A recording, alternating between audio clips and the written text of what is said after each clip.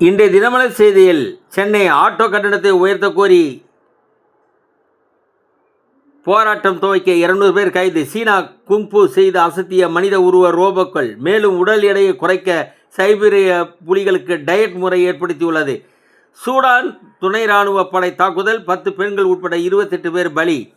சென்னை தாசில்தாரை நிர்வாணப்படுத்தி நகை பறிப்பு, 3 பேர் கைது, 2 வலை. சென்னை கோரிக்கை வலியுறுத்தி மின்வாரிய ஊழியர்கள் தொலைத்தொடர்பு கோபுரத்தில் ஏறி போராட்டம். கேரளா இனி கேரளம் என பெயர் மாறுகிறது. மத்திய அமைச்சரவை ஒப்புதல்.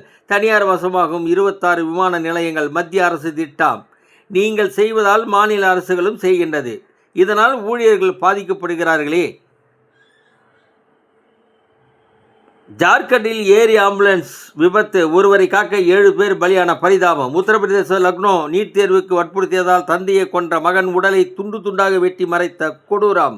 மேலும் மின்கசிவு காரணமாக பயங்கர தீ விபத்து, 5 குழந்தைகள் உட்பட 6 பேர் பலி. வணக்கம்.